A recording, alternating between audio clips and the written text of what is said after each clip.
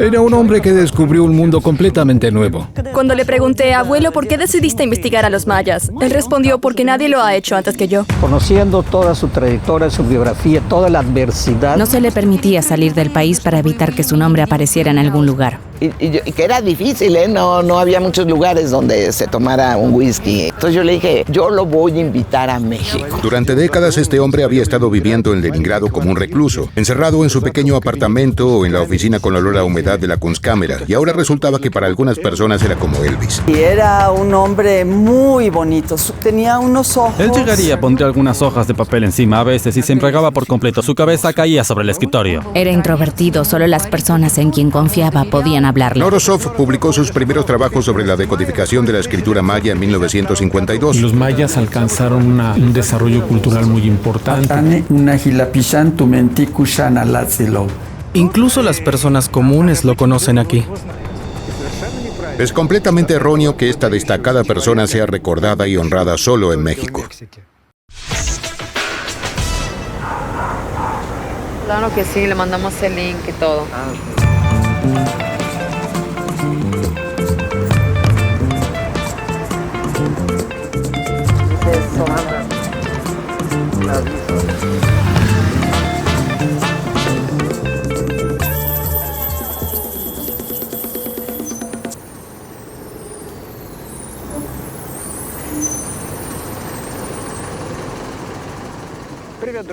Hola queridos amigos, estamos en Mérida, una de las ciudades más grandes y más hermosas de la península de Yucatán, en México. Aquí están preparándose para una feria turística. La gente se está reuniendo y las calles están cerradas. Esperan que el presidente visite la feria. Este es el edificio del Museo Maya, una de las civilizaciones más asombrosas del mundo, que dejó uno de los mayores misterios en la cultura mundial, el misterio de su antiguo idioma. Así es como se veía la antigua escritura. Los códices escritos en este idioma fueron publicados en el siglo XIX. Se sabe que trataban sobre astrología, religión y el calendario. Pero los científicos no podían entender exactamente qué estaba escrito aquí. No tenían la clave para entender este idioma. Este es un monumento al hombre que encontró esta clave y desentrañó el misterio del idioma maya por sí mismo.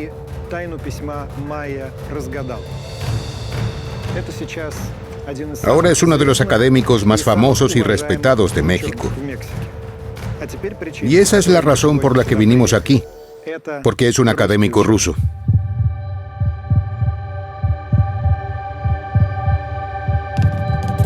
La grandeza de su intelecto para poder hacer esta aportación a la humanidad y al estudio de la cultura y la civilización maya, ¿no?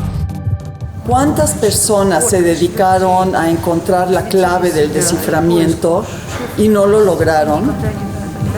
Y él lo logró realmente en 1952. Lo logró a una edad muy temprana. Hay una lógica muy clara, pues al final lo que se ve es el sentido de las prácticas y esto finalmente pues es más arqueología.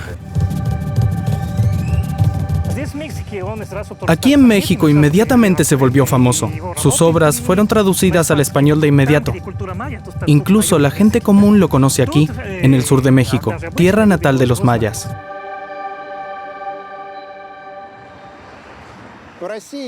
Muy pocas personas conocen su nombre en Rusia. Su nombre es Yuri Valentinovich Norosov. Es uno de los mayores académicos soviéticos que hizo un avance asombroso.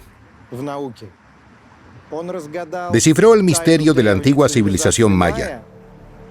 Mientras estaba en Leningrado, en la época de la represión de la posguerra estalinista, cuando comenzó la lucha contra el cosmopolitismo, que en realidad era una lucha contra todo lo occidental. Al estar restringido de viajar al extranjero, nunca había estado en México en absoluto. No pudo comunicarse con especialistas extranjeros que estaban investigando el mismo tema. Trabajó en una habitación pequeña, primero en el Museo de Etnografía, luego en la Kunstkamera, rodeado de libros polvorientos, manuscritos y revistas. Fumaba, era sombrío y no siempre estaba sobrio. Pero era un gran científico. Incluso ahora, cuando las fronteras están abiertas, cuando puedes leer el trabajo de cualquier científico en cualquier tema en línea, te encuentras por encima de estas aguas negras imperiales en este viento helado y parece que lo último en lo que pensarías es en el secreto de una civilización americana que ya no existe.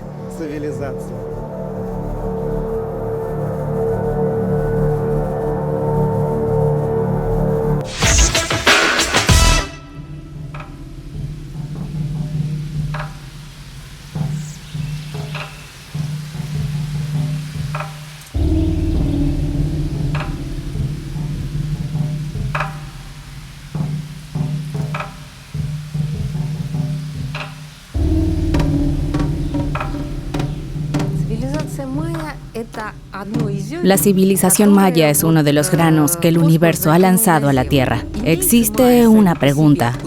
¿De dónde vinieron los mayas? América fue uno de los últimos continentes en ser habitados. La humanidad llegó a América a través de Alaska, cruzando Beringia hace unos 42.000 años. Quiere decir Beringia es donde está ubicado el estrecho de Bering ahora. Se trasladaron a América y lentamente se movieron hacia lugares más cálidos y soleados. Los mayas fueron uno de los primeros grupos de colonos.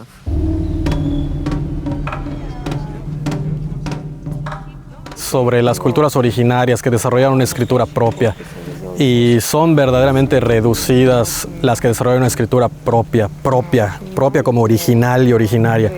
Y los mayas son una de esas 5 culturas.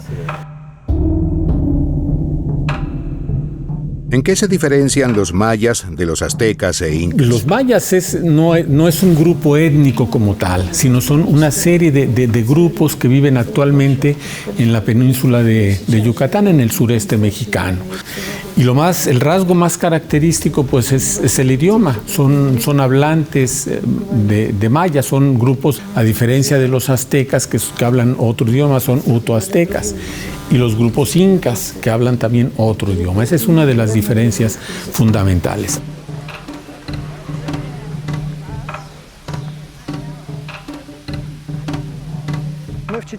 Estamos en Chichén Itzá. Quizás esta es la ciudad maya más famosa. Un enorme número de turistas la visita cada año. Aquí está el famoso templo de Kukulcán. La figura de Quetzalcóatl, Kukulcán, es precisamente la fusión de la serpiente emplumada. Refiere a una etapa posterior más del posclásico, pero pues obviamente con antecedentes muy claros del clásico. Bueno, la cuestión ahí es que estamos hablando de un sistema politeísta, y en los sistemas politeístas entonces se tiene una forma de deidades que podrían ser, por ejemplo, la lluvia, que puede ser Chak. Hay un campo similar a una cancha de fútbol cerca del templo principal en Chichén Itzá. ¿Qué creen que es? Bueno, los locales literalmente lo llaman una cancha de fútbol.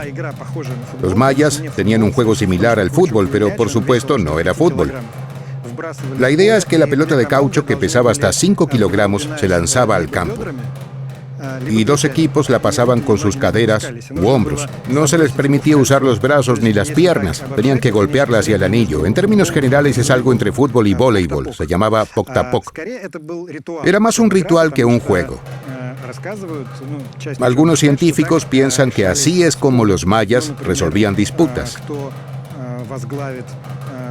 Por ejemplo, así decidirían quién sería dueño de alguna empresa o quién sería el líder. Hay algunos investigadores que afirman que uno de los equipos, y no siempre era el equipo que había perdido, podía ser sacrificado. Pero si lo comparamos con el fútbol moderno, creo que muchos fanáticos de la selección nacional rusa apoyarían con gusto esa regla de sacrificar al equipo perdedor.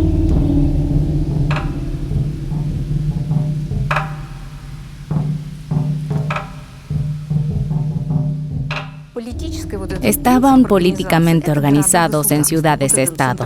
Esta es la ciudad central rodeada de asentamientos agrícolas. Vivían y se enfrentaban a otra ciudad que también estaba rodeada de estos colonos. Como en la antigua Grecia. Pues sí. ¿Podemos decir que la civilización maya fue la más avanzada de todos los que vivieron aquí?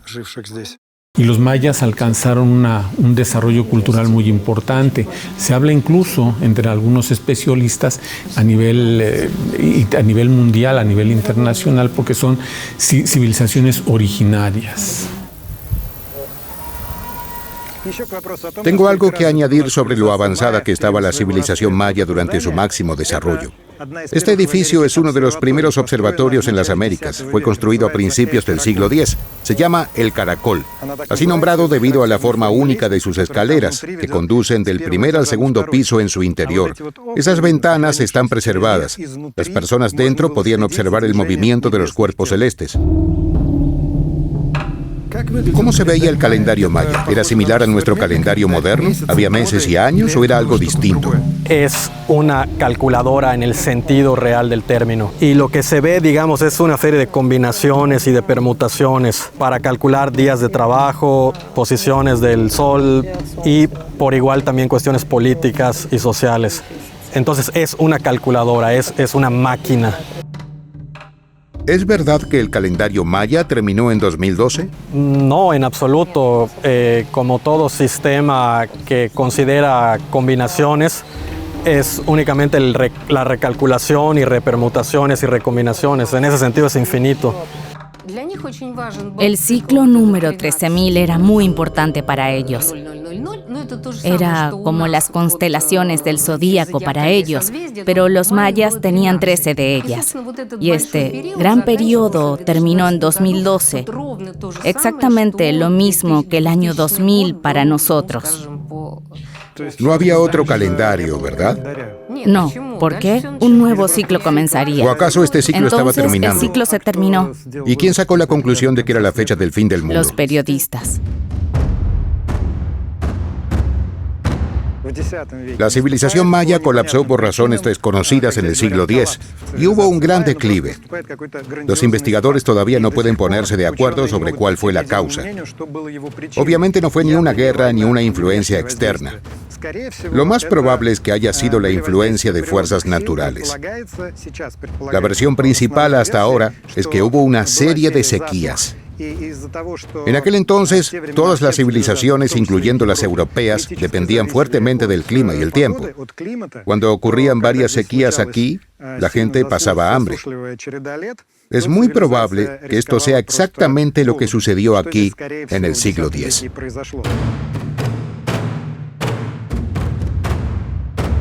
Cuando las cosas iban mal, la nación se dispersaba. Luego, por fin comenzaban a pensar y formar nuevas sociedades.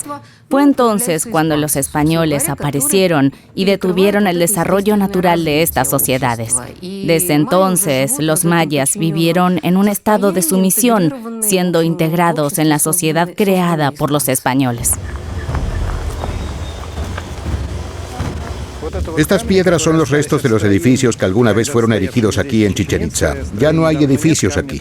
Por eso estas piedras fueron colocadas aquí ordenadamente. Ahora son llamados testigos silenciosos.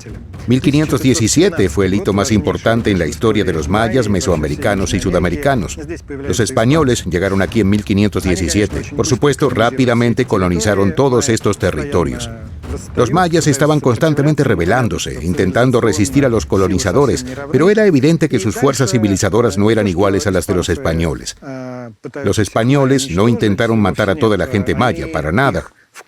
Los incluyeron en su civilización. Por supuesto, la mayoría de ellos fueron esclavizados. La mayoría eran analfabetos y fueron convertidos al cristianismo por la fuerza. La principal pérdida fue el sistema de escritura maya. El pequeño porcentaje de personas educadas que mantenían viva esta lengua, la cual fue posteriormente decodificada por Nourosov, había desaparecido.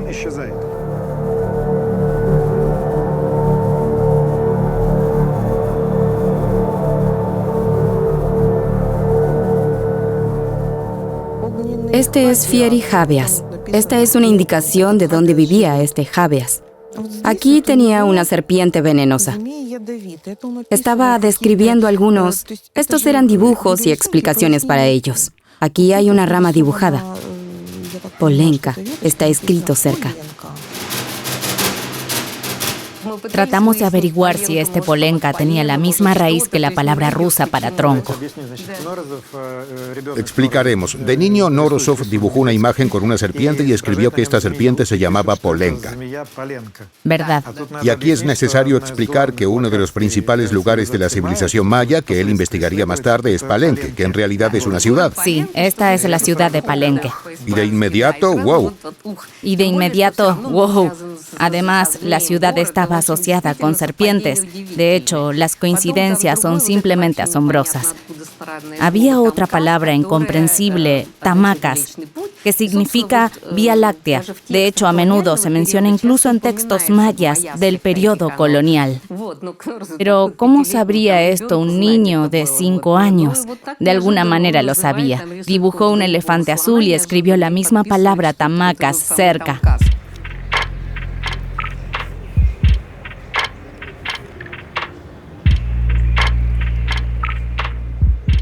Y creo que esa es una de las partes más interesantes de la mente humana, ¿no? Entonces, cuando yo supe ya tardíamente de este dibujo, lo que yo dije es: infancia es destino, que es una frase de un gran psicoanalista. ¿Crees en el destino? Bueno, a mí me interesaba mucho el psicoanálisis. Ahorita te digo, Santiago Ramírez. Es más, su libro se llama Infancia es destino, uno de sus más conocidos. Santiago Ramírez. Y yo siento que en efecto, si cada uno de nosotros, seamos el jardinero o seamos un físico nuclear, analizamos los intereses de nuestra infancia. En el caso de Norosov, yo creo que desde niño era un científico. No sé qué haya hecho, pues, ¿no? Pero él tenía esa tendencia, ¿no? Y si finalmente hubo esa palabra, Palenka, pues uno que dice es: hay gente extraordinaria, ¿sí?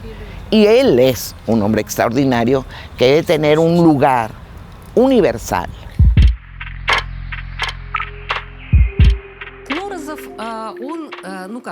Norosov nació en Ucrania. Su padre trabajaba en los ferrocarriles. Antes de que empezara la Primera Guerra Mundial, se estaban construyendo ferrocarriles rusos en diferentes direcciones.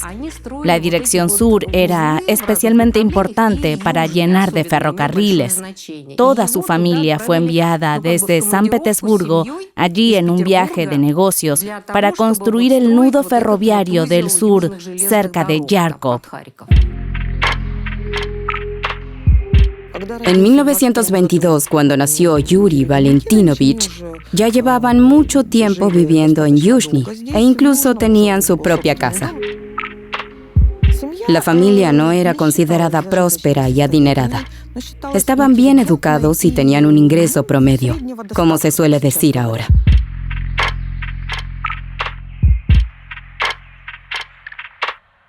Esta es la única escuela en el pueblo de Yuzhny, construida en 1914.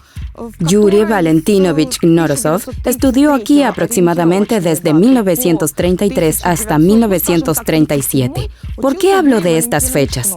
La cosa es que él fue directamente al 5º grado de esta escuela. Antes de eso, él y sus hermanos fueron educados por su madre. Estaba tan preparado que pudo ser admitido directamente al 5º grado. Estudió aquí durante 3 años, desde 5º hasta 7º grado. Cuando fue a esta escuela, se interesó por la música. Tocaba el violín en una pequeña orquesta.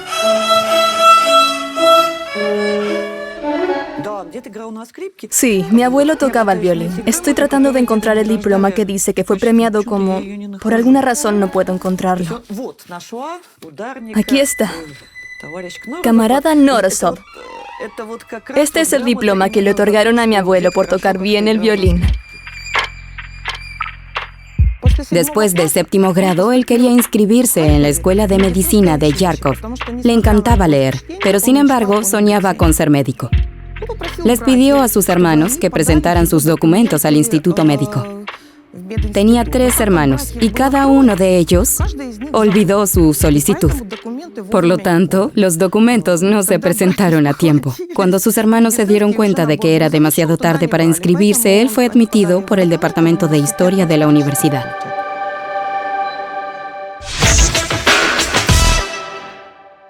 Le resultó difícil cuando terminó su segundo año. Esto fue en junio de...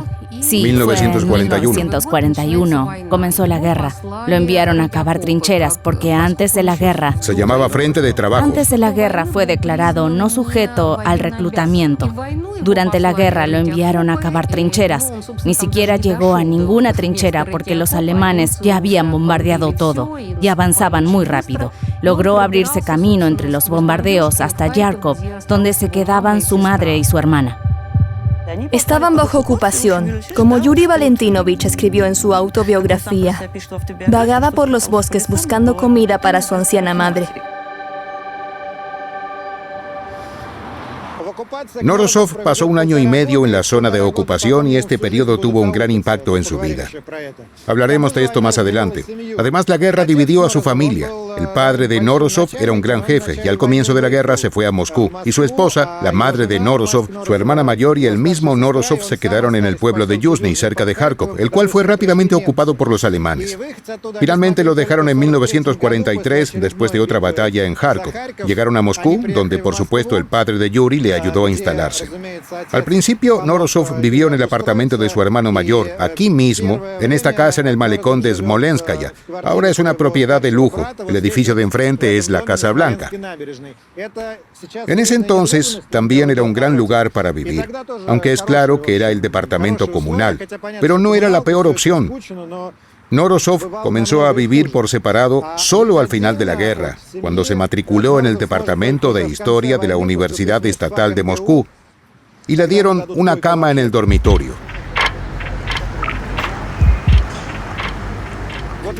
El Departamento de Historia de la Universidad Estatal de Moscú estaba ubicado en este edificio en 1943. Ahora aquí se encuentra un restaurante de moda de Moscú. Norosov fue matriculado, pero ni siquiera tuvo la oportunidad de aprender algo porque fue llamado al servicio militar. Debido a problemas de salud como el pie plano y otras cosas, no fue enviado al frente. Lo asignaron como operador telefónico en la reserva. Cuando terminó la guerra ya era soldado raso, aunque nunca había estado en el ejército ni en Alemania, lo cual es un detalle importante, recordémoslo. Escucharemos muchas veces que Norosov probablemente estuvo en Alemania y tomó documentos importantes sobre la civilización maya.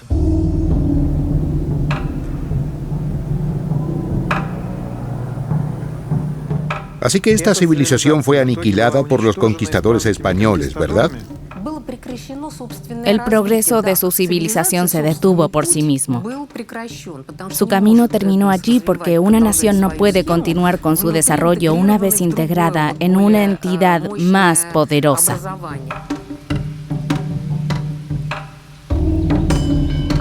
Todo ha estado en ruinas desde la caída de la civilización maya. Entonces, en el siglo XIX fue redescubierta por 2 ingleses, Frederick Catherwood y John Stephens. Estaban recorriendo la selva entre 1839 y 1841. Aquel viaje fue muy parecido al de Indiana Jones. ¿Sabes? Se abrían camino a través de la selva. Había riesgos y peligros constantes porque era una zona salvaje y probablemente había serpientes por todas partes. El peor problema, por supuesto, eran las tribus nativas. Tenían que negociar con ellos para poder sobrevivir. Estos 2 descubrieron varias ciudades mayas en ese momento, incluyendo esta, la absolutamente fantástica ciudad de Uxmal.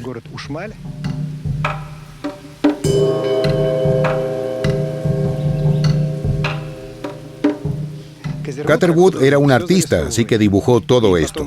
Estos dibujos fueron enviados a Europa, lo que llevó a un gran interés en las antiguas civilizaciones, especialmente la maya.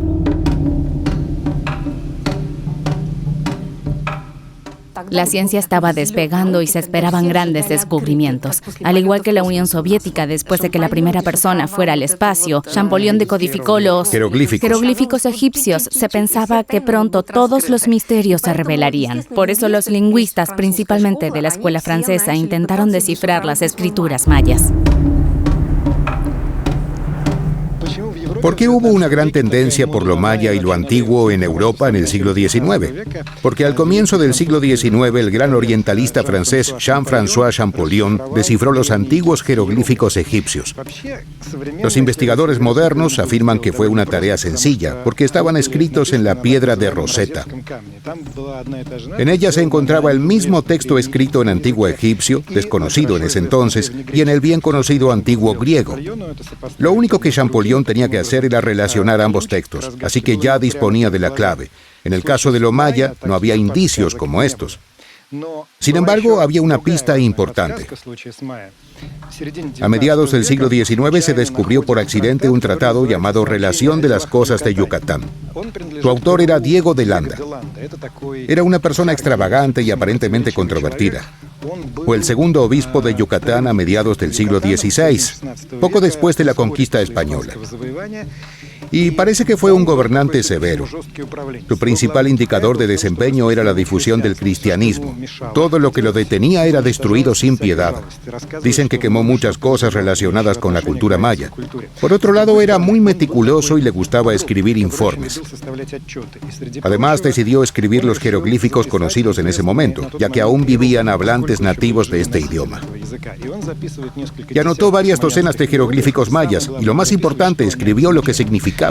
Envió ese informe a Europa, donde se perdió durante un par de siglos.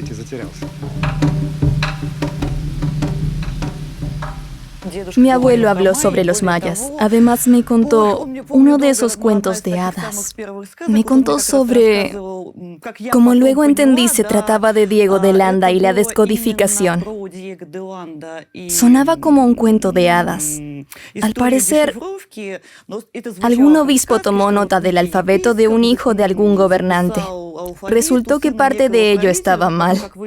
Cuando le pregunté, abuelo, ¿por qué decidiste investigar a los mayas? Él me respondió, porque nadie lo había hecho antes que yo. Además, Knorosov quería hacer algo increíble que confirmara sus conclusiones teóricas. Principalmente, trabajaba con teorías y sistematización, como dirían ahora. Tenía curiosidad por saber cómo se creaba y evolucionaba la sociedad humana, cómo un humano se convierte en humano. Y decía que los mayas eran solo una pequeña parte de esta cuestión global. Cuando era estudiante, en 1943, en la cocina de su amigo Plungian, en la misma universidad, discutieron, o más bien, Yuri Valentinovich le contó su teoría de la organización o autoorganización de la sociedad. Él la llamaba la teoría colectiva. Nadiezhda, ¿qué hacía tu abuelo cuando conoció a Knorosov? Él estaba estudiando historia en la MSU. Se conocieron debido a su interés mutuo en la historia en general y en la decodificación en particular. Apenas tenían dinero. ¿En qué gastaban su estipendio? En libros, por supuesto.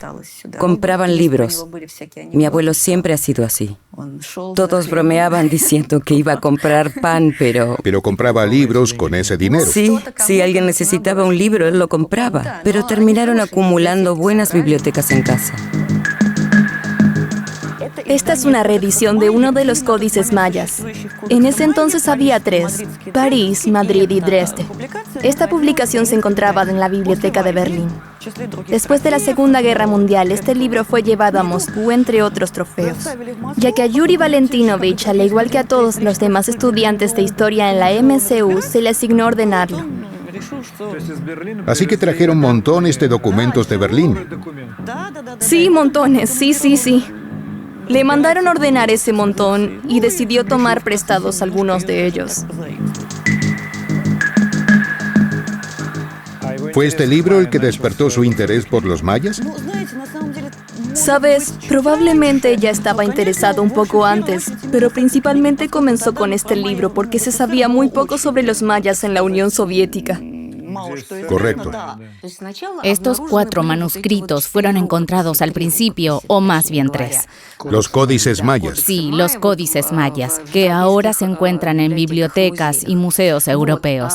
Luego, alguien se dio cuenta de que esos caracteres se parecían a los que se describían en los monumentos de México. Entonces quedó claro que era un nuevo lenguaje escrito. La gente comenzó a intentar descifrarlo. No había un sistema. Era como en las aventuras de los hombres bailarines de Conan Doyle. Hicieron comparaciones infantiles y pensaron que tomaría muy poco tiempo descifrarlo. De hecho, descifrar un sistema de escritura antiguo es una cosa diferente. Entonces, Knorosov se ocupó de ese problema, como solía decir él mismo, y comenzó a descifrar la escritura maya porque le gustaban estos desafíos intelectuales. Incluso en la crónica donde él dijo que había escuchado que era una tarea imposible y pensó cómo puede ser imposible de resolver.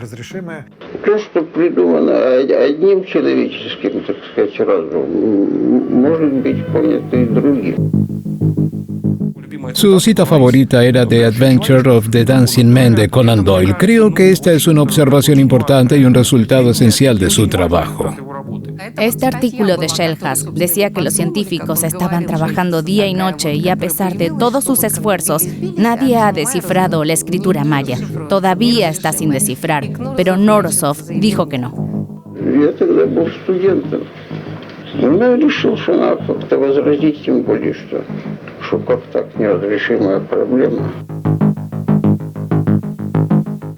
En 1948, Knorosov finalizó sus estudios en la MSU. Obviamente quería hacer su trabajo de posgrado y seguir con una carrera académica. Tenía todas las razones para hacerlo. Además, Knorosov tenía un supervisor, el influyente Sergei Tolstov, que podía interceder por él. Él era el jefe del Instituto de Antropología y Etnología de la Academia de Ciencias de la Unión Soviética.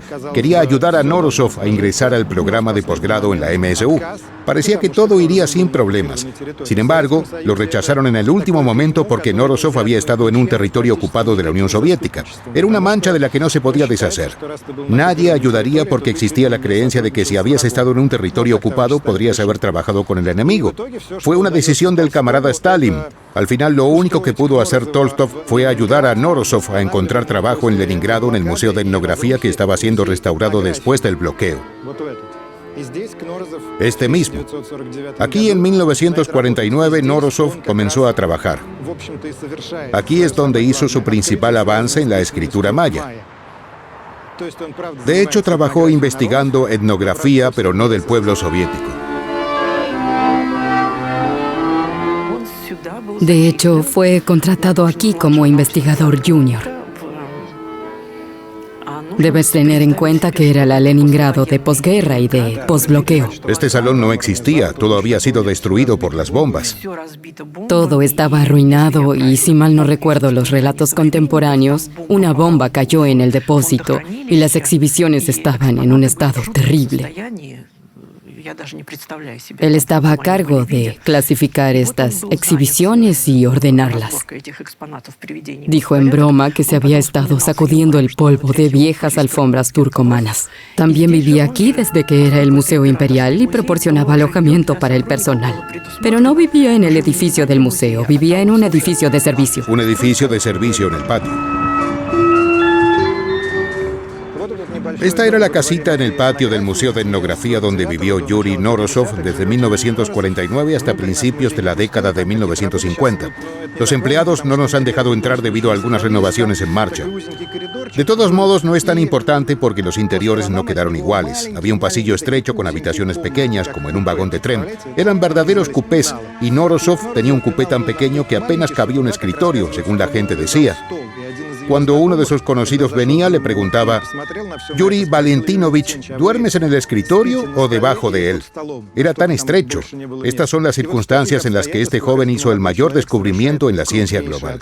Por cierto, Lev Gumilyov vivía en el cubículo de al lado. También era un destacado erudito, hijo de Ana Akhmatova. Dicen que Ana Akhmatova conoció a Knorosov cuando fue a visitarlo. Incluso él fue a verla a la Casa de la Fuente.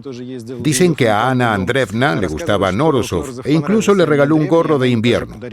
Así fue como se cruzaron los caminos de dos genios.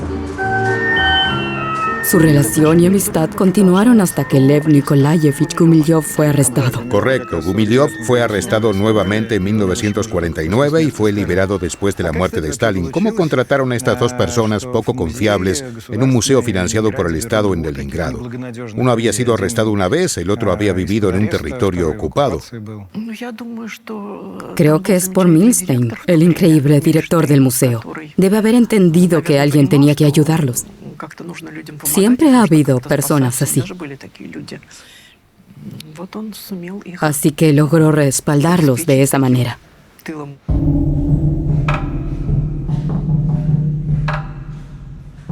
¿Podemos decir que Nourozov descifró completamente el idioma maya? Sí, descifrar no es una tarea que te lleve una eternidad. Es como dar a luz. Lo haces una vez y o tienes un hijo o no lo tienes. Descifrar es totalmente lo mismo. O presentas un sistema que te permite leer un texto. ¿De todo el idioma? Sí, todo el idioma, cualquier texto, todo el sistema de escritura. O no has hecho nada todavía. Por eso Nourozov nos dio un sistema que nos permitió leer textos mayas. Todos los demás se encargarán del trabajo filológico. ¿Por qué nadie pudo descifrar su escritura antes? Porque como le gusta decir, aquí está una tabla, le estoy descifrando, soy tan inteligente. Eso es basura. No puedes descifrar esa tabla pequeña por ti mismo.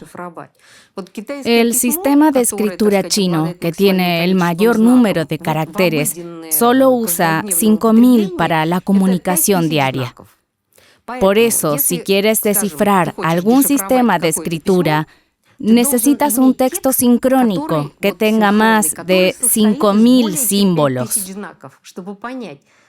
Así entenderás cuántos caracteres hay en realidad en el idioma que estás tratando de descifrar. Entonces, si aparecen más de 5.000 caracteres cada vez, este sistema de escritura sería tan ideográfico como el chino. ¿Ideográfico? Sí. ¿Se refiere a cuando un símbolo transmite un concepto? Un carácter transmite un concepto. ¿Como en chino? Sí, sí, sí. El segundo tipo es un silabario, ¿verdad? Sí, India tiene muchos de ellos. Entonces un carácter significa una sílaba. Sí, uno que se puede leer. El tercer tipo es un alfabeto, lo que tenemos en ruso. Sí, escritura fonética. Escritura fonética. Primero Nourozov tuvo que entender qué tipo era. Exacto. ¿Cómo se dio cuenta de eso? Entonces, contó esos caracteres y compiló un repertorio de signos, por así decirlo. ¿Repertorio de signos? Correcto. ¿Cuántos signos utilizaban los mayas para escribir sus manuscritos? ¿Y cuántos eran? Eran alrededor de 350. ¿Qué le dijo eso? Significaba que no era como el chino o el japonés. Era más similar a la escritura india. Un silabario. Un silabario. Un carácter denota una sílaba. No era alfabético como nuestra escritura, era como un silabario.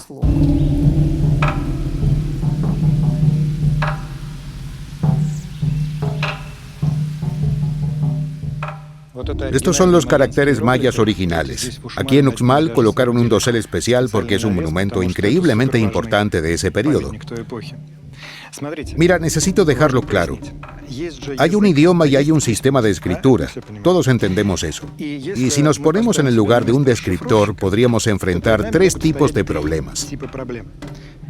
1. Se conoce el sistema de escritura, pero no el idioma. Ese fue el caso de la escritura hitita. Esta civilización existía en lo que hoy es Turquía.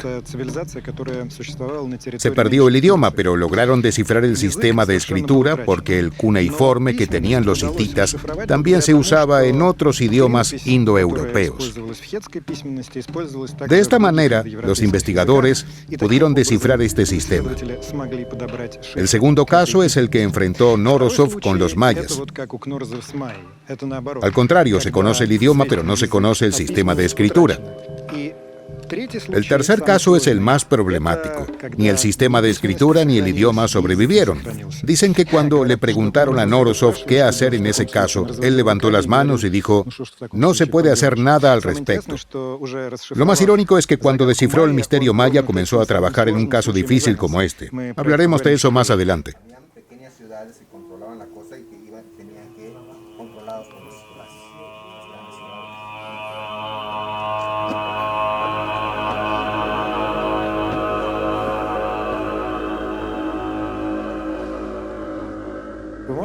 ¿Puedes decir algo en maya antiguo? Creo que sí, puedo, claro. Por ejemplo, Timiti Nikaba. Mi nombre es Dimitri. Timiti es aproximadamente como pronunciarías el nombre Dimitri.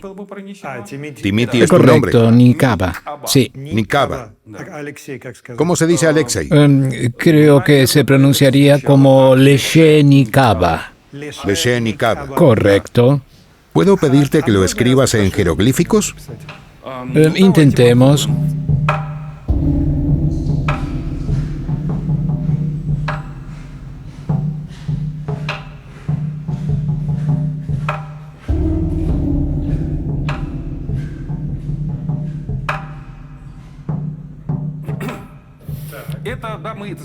Lo escribimos usando el silabario.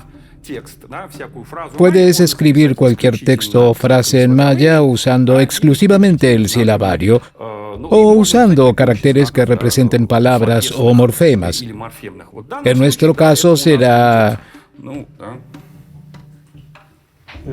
Leshe. Correcto. Tini. No, Nikaba. Leshe Nikaba. ¿Qué es esto? Este es el carácter del silabario Le, uno de los primeros caracteres que Knorosov leyó. Se presume que la descodificación comenzó con este carácter. Había algunos de ellos. ¿Este carácter representa la sílaba Le? Sí, este es un carácter del silabario. Esta fue una de las geniales observaciones de Knorosov sobre el alfabeto de Landa, esta famosa lista de signos que se incluyeron en el informe sobre los asuntos en Yucatán. Landa enumeró y dibujó. O no fue él quien lo dibujó, creo que tuvo informantes. Ellos lo dibujaron y lo escribieron. Era su alfabeto, su ABC. Juntaron estos caracteres, formaron palabras, etc. Uno de los problemas más serios era que no se podían juntar para formar palabras. Eso se debe a que si usabas los caracteres alfabéticos que corresponden a los sonidos, no podrías obtener ninguna palabra. Le pidió al nativo americano que escribiera el alfabeto. Escríbeme una A. El nativo americano escribió una A. Escríbeme una B. El nativo americano le escribió una B, pero el nativo americano le escribió el signo del silabario B. Aquí está.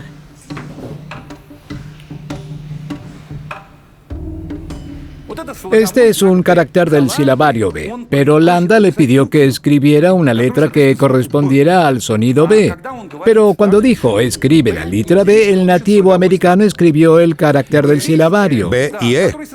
B y E, correcto, consta de dos sonidos, y todo el alfabeto de Landa, que Knorosov demostró perfectamente, estaba formado por signos que sonaban como los nombres de las letras del alfabeto español, A, B, C, D, y así sucesivamente. Luego, Landa le pidió que escribiera algo. Piensa en alguna palabra y escríbela. Así se conocía la palabra Le. Le significa trampa. Para los o pájaros. Cazar, sí. Una trampa para pájaros. Y cazar. Así que Landa le preguntó, ¿cómo escribo esta palabra? Escribe Le para mí. En ruso es L más E. En español, Le consta de dos letras, L y E. Correcto. Y el nativo americano escribió exactamente eso. Primero escribió el carácter del silabario Le. Así es como se lee. Le. Luego le escribió Le. Y luego otra vez E. Estrictamente hablando, escribió precisamente lo que el obispo le pidió. L-E. Correcto, así que al final obtienes algo incoherente. Landa no podía entenderlo, dijo, le estoy pidiendo que escriba una palabra común que consiste en dos sonidos. Pero él escribió una oración completa. Pero está escribiendo algo extraño. Siempre fue confuso porque la gente no entendía. Ahora, creo que Yuri Valentinovich se divirtió imaginando esta escena en su cabeza. Hace 38 grados centígrados o 40 grados, están sentados en un monasterio en Izamal. Entonces, con este calor, el obispo está torturando a su informante. Escríbelo para mí. Él lo hizo, pero obtuvieron algo sin sentido. Le pidió que escribiera otro ejemplo, otra palabra. Ese tampoco salió bien. Luego, un tercer ejemplo. Hubo 3 ejemplos en total que Landa anotó. Durante el tercero deben haber estado agotados. Aparentemente, Landa dejó que el informante escribiera lo que quisiera. Escribió Maini Kati. No quiero escribir más. ¿Podrías escribirlo? Nuevamente, los jeroglíficos Ma, I, Ni, Ka, Ti. Literalmente significa no quiero. No quiero escribir más. No quiero hacer esto más, en el sentido de escribir. Es un vistazo al pasado, una microhistoria. Si una persona escribe no quiero, está harta.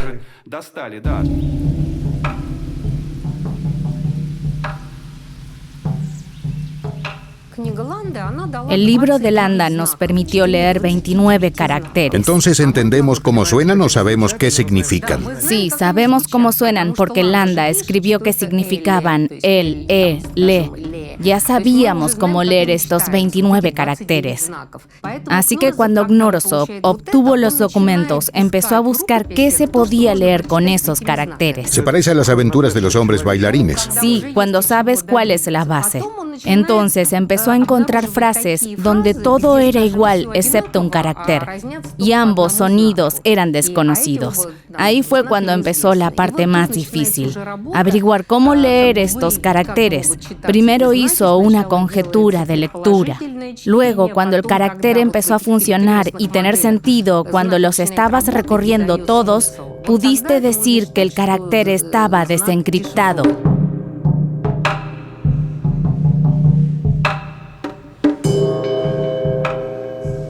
¿Cuántos mayas alfabetizados había?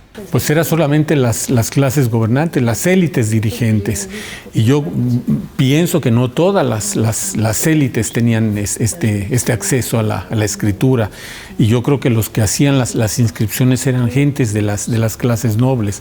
Hoy conocemos, por ejemplo, que había gentes dedicadas, o sea, piezas que están firmadas. Pero bueno, hay otra parte de imagen que también es muy importante, porque las estelas aparecen en los espacios públicos, y en los espacios públicos, en algunos, no todos, en algunas plazas, pues entraban los campesinos y la gente del pueblo que veía las imágenes. Por eso esa relación entre Dios y gobernante.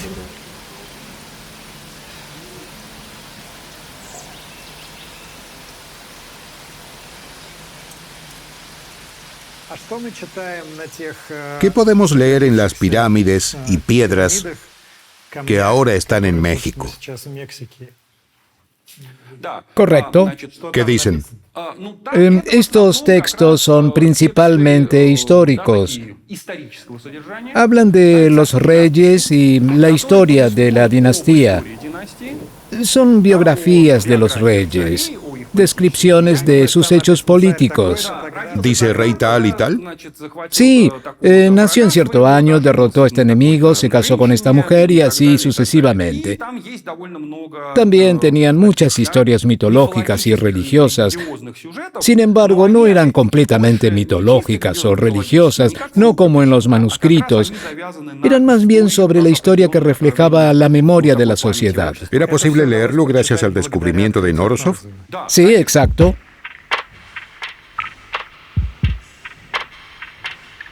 Cuando Yuri Valentinovich escribió su tesis sobre la decodificación de la escritura maya, la defendió. En 1952 publicó los primeros resultados de la decodificación. Defendió su tesis en 1955. Eso fue cuando se manifestó el periodo de Stalin. O más bien, podría haberse manifestado de la manera más terrible. Porque cuando Yuri Valentinovich él mismo lo dijo, cuando iba al proceso de defensa no tenía idea de cómo resultarían las cosas y si volvería de allí en absoluto. Incluso estaba listo para ser arrestado. 1955, Stalin había muerto 2 años antes. Sin embargo, la ideología todavía era bastante firme.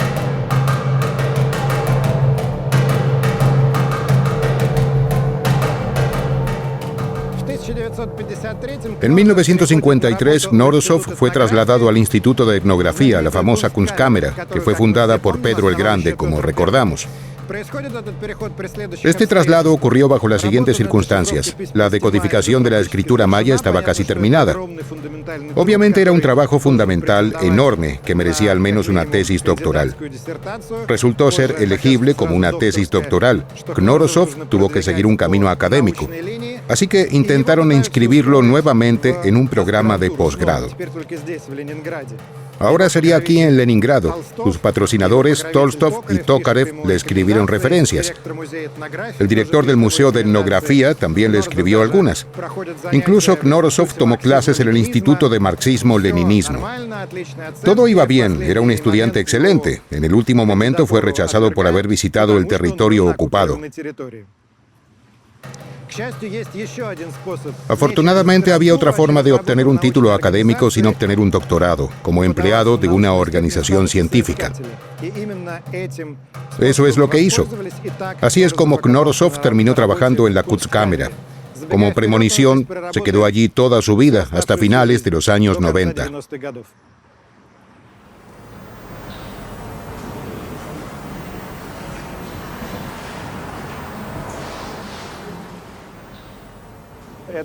¿Se veía así esta oficina cuando Yuri Valentinovich trabajaba aquí? Sí y no.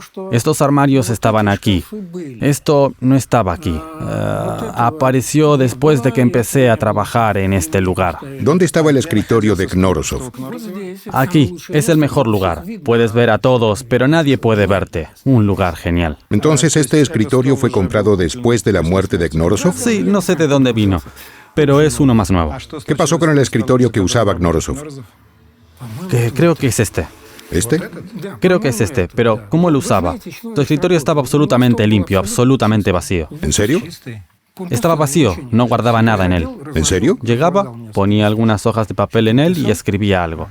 A veces, si se entregaba por completo, su cabeza caía sobre el escritorio. Entonces simplemente se iba. ¿Cuándo empezó a tener problemas con la bebida? No lo sé. Creo que comenzó muy temprano porque las personas que lo conocieron cuando era joven dijeron que en Leningrado, en 1948, ya tenía esos problemas. Básicamente, continuó así. Leí en tus escritos que cuando lo conociste por primera vez te ofreció una bebida. Sí, claro. Así era él. Así que era así todo el tiempo.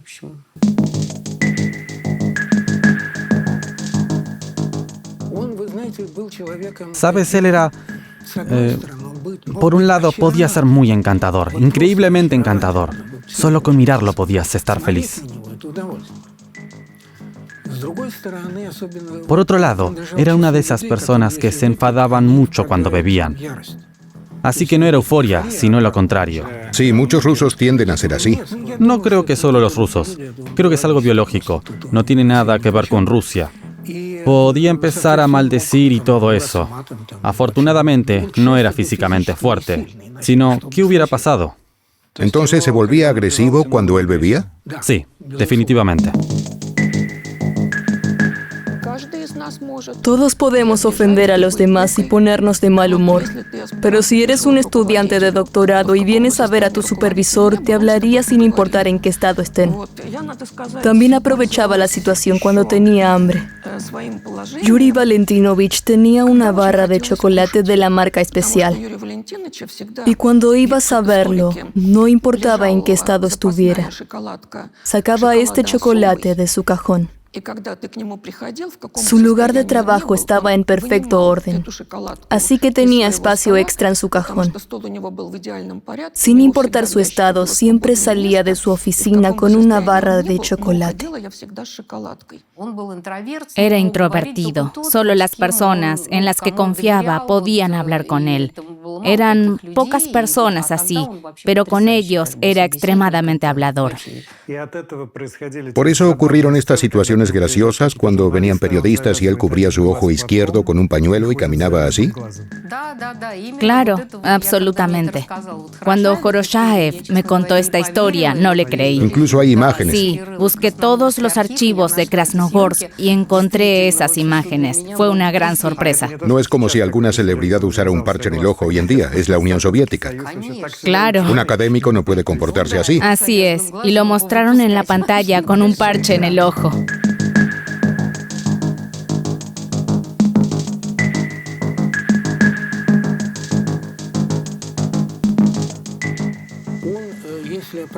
Sí, lo entiendo correctamente como un genio físico y matemático. Hizo la mayor parte antes de los 30 años.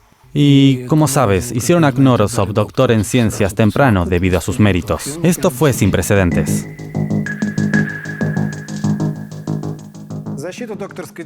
Knorosov defendió su tesis doctoral en esta sala aquí en la mansión de la calle Znamenka en Moscú. En ese momento aquí estaba el Instituto de Etnografía de la Academia de Ciencias, dirigido por Sergei Tolstov. Él era el patrocinador de Knorosov. Knorosov mismo tenía 32 años y ni siquiera era candidato en ciencias. Él estaba saltándolo para convertirse en doctor en ciencias. Este fue un caso único. Esto solo sucede si el trabajo es un avance fundamental. Así era el trabajo de Knorosov. Fue reconocido. Defendió su tesis doctoral basada en el informe sobre asuntos en Yucatán de Diego de Landa. Él es el obispo que mencioné antes. La gente dice que durante la defensa ocurrió una situación cómica que dice mucho sobre Knorosov. Siempre estaba de mal humor, siempre introvertido. Se paró en la plataforma, no en esta, debe haber sido en algún lugar, aquí, y dijo algo así. Así que todo está dicho en mi tesis. Si estás interesado, léelo. Si no, ¿por qué debería contártelo? Todo está en el resumen. Y luego se detuvo. Una tesis doctoral, ten en cuenta. Tolstov, que estaba sentado allí y asumiendo un riesgo, un joven iba a convertirse en doctor en ciencias, se puso morado y le dijo: Yuri Valentinovich, hablemos sobre el contenido de tu trabajo. Knorosov resistió por un tiempo, murmurando algo en voz baja. Superó su aparente vergüenza y presentó el contenido de su tesis. Éxito. Se convirtió en doctor en ciencias antes de cumplir 33 años. Estas son famosas imágenes históricas de un joven Knorosov. Fue filmado poco después de que defendiera con éxito su tesis doctoral. Se convirtió en algo así como una celebridad en la Unión Soviética. Y también encajaba en esta imagen de un académico soviético ejemplar. Con eso había un problema. Al principio, Knorosov accedía a todo. Cuando se le abrió este camino, estaba listo para ello, porque si no lo hubiera estado, Tolstov no lo habría empujado así. Cuando llegaba el momento de que Knorosov diera su discurso o viajara, por supuesto que él... Probablemente querían que se uniera al partido. Sí, era preferible. Por cierto, nunca se unió al partido. ¿Significa que no disfrutó de ninguna oportunidad de carrera académica en la Unión Soviética? No lo hizo. A Knorosov no le gustaba todo ese ritualismo desenfrenado. No puedo enfatizar lo suficiente cuánto le molestaba la hipocresía. ¿Recibía un buen salario en ese momento? Por supuesto. Después de todo, era doctor en ciencias. 400 rublos era una suma cuantiosa en la Unión Soviética. Era prácticamente una vida rica. Parecía una persona sin techo. Era muy raro. ¿No le importaba su apariencia? No, creo que sí le importaba. Creo que era parte de su imagen. Así es como este genio se presentaba de manera poco convencional. ¿Estaba descuidado? No solo trataba de llamar la atención, no estaba limitado por las nociones y estereotipos comunes. Después de varios años de investigación, un científico soviético, Yuri Knorosov, logró descifrar la escritura maya. Knorosov publicó sus primeros trabajos sobre el desciframiento de la escritura maya en 1952. Occidente los recibió sin entusiasmo, por decirlo suavemente. En 1953, Eric Thompson publicó su artículo. En ese momento, este estadounidense era considerado el principal mayanista del mundo. Era arqueólogo en lugar de filólogo, pero había estado intentando descifrar el maya durante muchos años. Por lo tanto, en su artículo afirmó: este ruso promueve opiniones marxistas, debemos mantenernos alejados de él. todo lo que escribe es basura. Thompson era un apologista de la Guerra Fría que promovía su agenda política. Curiosamente, en su propio país, Knorosov también estaba corriendo un riesgo político, pero por razones completamente opuestas. Esto se debía a que describió la civilización maya como una comunidad desarrollada, con un alto nivel de cultura, lenguaje y varias clases sociales. Sin embargo, Friedrich Engels, no estoy seguro de que todos sepan quién era. Junto con Marx, fue uno de los padres del marxismo. En una de sus obras del siglo XIX, Engels afirmó que los indígenas de Yucatán no pudieron haber tenido una sociedad dividida en clases. Digamos que escribió algunas tonterías. ¿Qué importa? Pero él era, después de todo, un padre fundador. En la Unión Soviética no podía simplemente refutar sus palabras. Eso habría puesto a Knorosov en peligro políticamente. Por eso inventó una interpretación especial que sugiere que no estaba refutando, sino ampliando las teorías de Engels con nueva información para afianzar las opiniones del padre fundador. Por supuesto, era una tontería. Cuando Knorosov asistió al Congreso Internacional de Americanistas de 1956 en Copenhague, fue recibido con frialdad y desconfianza. Por cierto, para adelantarme un poco, fue su primer viaje al extranjero y el último antes de un largo descanso de 40 años. Más tarde, a Knorosov se le prohibiría viajar al extranjero. Por regla general, solo en las películas, estos eventos van de la mano con una tormenta de aplausos y arrebatos emocionales del público. En realidad, cada uno está ocupado con sus propios asuntos. Algunos están trabajando en sus informes. Los resúmenes ya habían sido publicados, por lo que todos tenían una idea general. En cualquier caso, nadie le declaró la guerra. Todos entendían que no había objeciones que plantear. Ese fue el mayor resultado. Quedó claro que Knorosov había descifrado el lenguaje. Hay que tener en cuenta que no era Thompson quien Knorosov consideraba su mayor enemigo, sino Bartel. Bartel era un científico alemán que también intentó con el descifrado y otras ciencias similares, pero solía servir en los servicios de inteligencia nazis, y eso era precisamente por lo que Knorosov lo odiaba a muerte. Thompson se oponía a Knorosov, ya que tenían opiniones completamente diferentes sobre cómo funciona la escritura. No olvidemos que Thompson interpretó jeroglíficos moviéndose de signo a signo. Intentó descifrar el significado de cada uno de ellos sin adentrarse en su fonética. Por otro lado, Knorosov propuso un sistema que proporcionaba una explicación completa de cómo funcionaba esta escritura antigua. Thompson también tenía un enfoque no sistemático y aleatorio para el estudio de estos jeroglíficos que no era del todo científico. Creo que para Thompson fue un hecho aterrador que alguien tuviera una visión más clara de este tema. En el fondo, entendía que Knorosov tenía razón, pero no estoy seguro de si alguna vez lo admitió. Después de la muerte de Eric Thompson, la gente comenzó a reconocer el trabajo de Knorosov, aunque de manera bastante tímida. Hasta ese momento, ningún académico estadounidense había reconocido completamente este descubrimiento. Michael Coe fue el primero en reconocer que el trabajo de Knorosov era correcto. Escribió un libro completo en el que habló en detalle sobre cómo Knorosov había descifrado la escritura y por qué sus métodos eran válidos. Este libro lo llevó a un nuevo nivel de fama. Inicialmente se había hecho famoso en la década de 1950, pero después se convirtió en un académico reconocido. Reconocido universalmente, claro, y no solo en Rusia, sino también en Estados Unidos, en Occidente y, por supuesto, en México. ¿Sentía que era completamente reconocido? Creo que sí, creo que sí. No, ¿ves?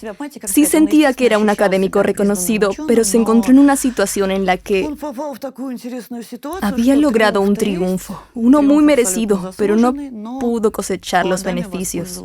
¿Qué beneficios? Mamá, los beneficios. Para empezar, el abuelo visitó las pirámides cuando tenía casi 70 años.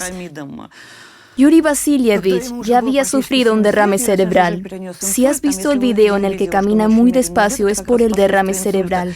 Toda su vida, el abuelo siempre decía, soy un académico de despacho. ¿Para qué necesitaría subir a las pirámides? Pero eso es lo que se llama poner una buena cara. Quiero decir, por supuesto, teníamos una relación muy cercana con mi abuelo.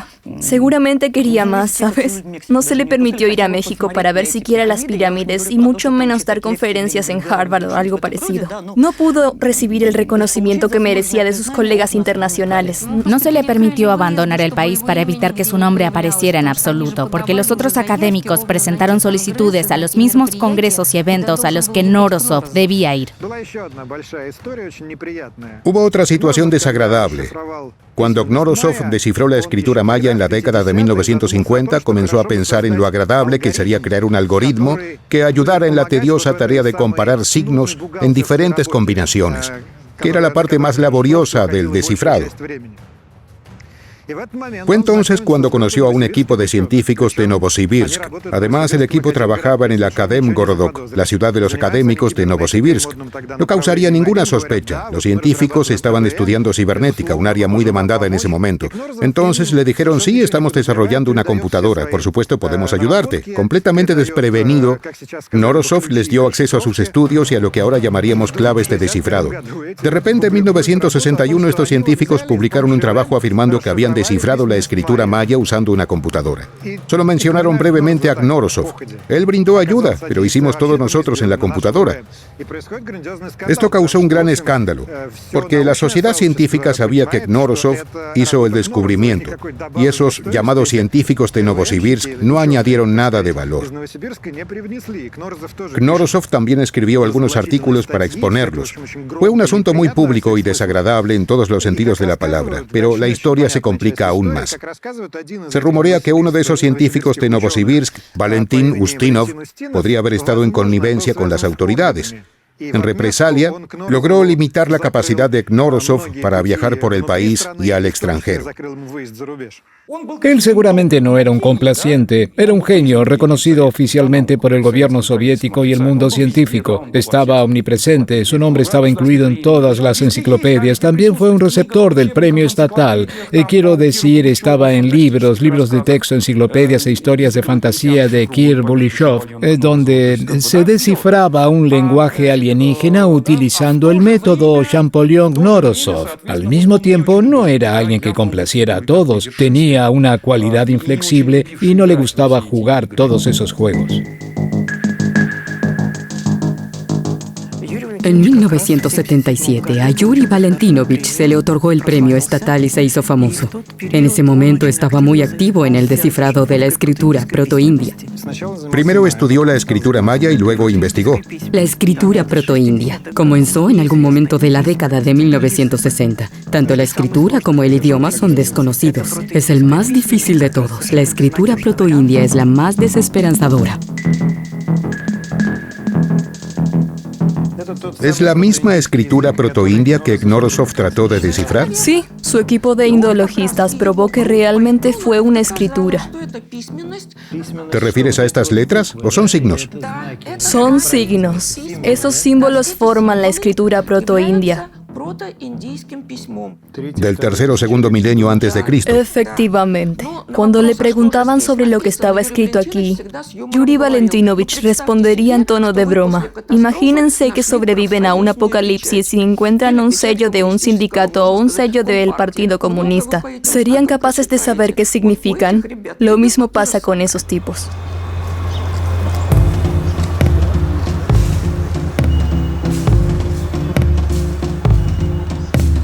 Entonces oímos hablar de que había un ruso que había ya publicado algo muy importante sobre la escritura en América Central y particularmente sobre la escritura maya. Y que su planteamiento, decir, hay un descubrimiento fantástico que probablemente ayude a esa ya muy larga búsqueda. ¿Cómo logró viajar a Leningrado en los años 60? ¿Fue un desafío? Sí, era bastante difícil. Esta fue una pequeña excursión que salió de Europa misma. Y estuvimos en realidad 3 días en Rusia. Pero ahí tuvimos una gran suerte, que en la visita a entonces Leningrado, ahora San Petersburgo, alguien me dijo, el que va caminando es el doctor Knorosov. Entonces yo corrí. Y le gritaba en inglés, ¿no? Doctor Knorosov, ¿no? él se detuvo como muy amablemente diciendo, bueno, ¿esto qué es? Y entonces le platiqué que era mexicana, que yo sabía que él era un gran descubridor. Como nos sentamos en un lugar que pues no había tantos en ese momento, él finalmente pidió un whisky, lo recuerdo muy bien, y nos sentamos a platicar. Sí. Y que era difícil, no había muchos lugares donde se tomara un whisky abiertamente en San Petersburgo, pero nos sentamos y me acuerdo que él fue muy, muy amable y me dijo que le encantaría. ¿En qué idioma hablaban entre ustedes? En inglés. Y no le gustaba mucho hablar en inglés. No le gustaba mucho, para nada. Pero sabía bien la lengua. Y no teníamos mucha otra posibilidad porque él me dijo que no hablaba español. Ya cuando yo lo recibí en México, yo creo que entendía muchísimo. Cuando vino aquí, ¿discutieron por qué le había llevado 30 años devolver la visita? Muchos años. Bueno, no 30, pero sí 20 y tantos años, ¿no? Y yo empecé a organizar, junto con una serie de colegas extraordinarios en el Comité Mexicano de Ciencias Históricas, unos encuentros de historiadores soviéticos y mexicanos. Y le dije, pero esto ya son los 80s, ¿no? Que yo continuaba trabajando con mi promesa, ¿no?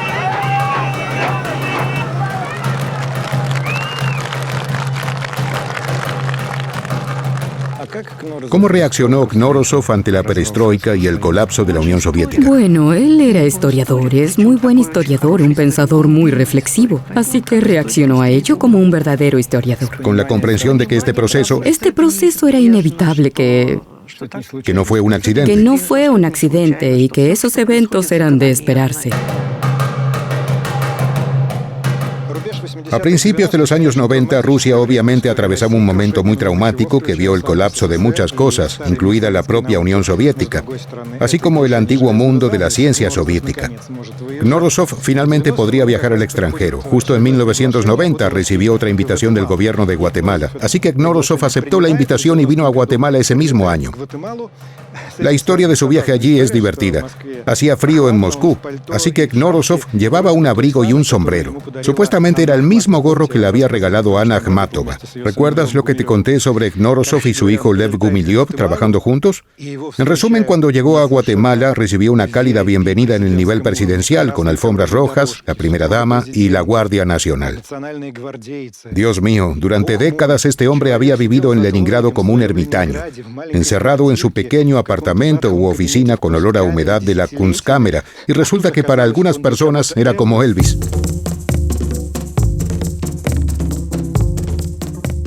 Fue recibido con una admiración y fascinación abrumadoras. Era algo diferente.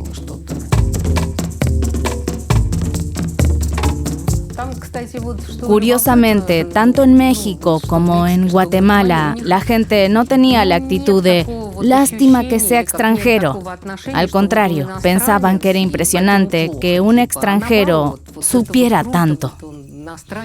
¿Cómo lo veían? ¿Lo veían como alguien que les había contado de su cultura? Sí, exacto. Y al hacerlo mostró su respeto. Correcto. En primer lugar, considerando el nivel de desarrollo científico en esos países, no entendían realmente por qué los extranjeros querrían explorar la cultura de otro país. La pregunta más frecuente era, ¿por qué estudias a los mayas en Rusia?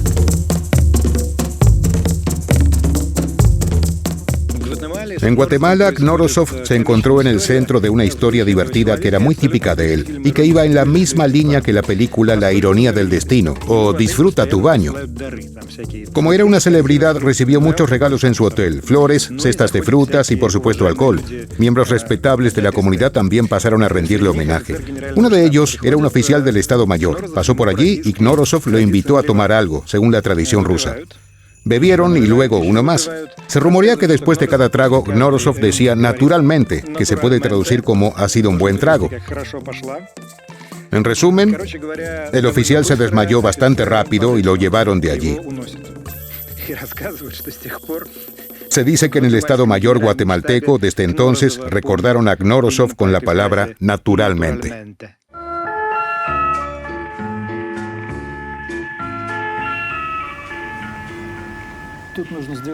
Aquí hay un punto importante que hacer. Hoy en día muchos tratarían con desprecio a un hombre educado con problemas de alcohol y lo llamarían débil, y sería comprensible. Pero vivimos en tiempos muy diferentes. Incluso considerando todo lo que está sucediendo en Rusia, en este momento hay muchas más oportunidades de autorrealización. Al final del día, las fronteras están abiertas. Puedes irte si estás en una fuerte oposición. En aquel entonces las cosas eran drásticamente diferentes. Las fronteras estaban cerradas y había muchas menos oportunidades de cambiar fundamentalmente tu vida. La libertad de expresión no existía. Es por eso que muchas personas oprimidas o limitadas por el sistema de una forma u otra, prácticamente no tenían ninguna oportunidad de escapar, salvo esta. Basta con recordar a Sergei Dovlatov, que escribió que tenía 4 trabajos: literatura, radio, familia y alcoholismo. Lo mismo ocurre con Benedikt Erofeyev, quien se convirtió en el símbolo del bebedor intelectual soviético. La lucha de Knorosov tiene que ser vista a través de este prisma. Por supuesto, él no era un disidente y tenía poco interés en la política. Sin embargo, beber como la única forma posible de resistencia contra el sistema que sabes que está defectuoso, pero no tienes otros medios de expresarlo, fue un fenómeno soviético muy común.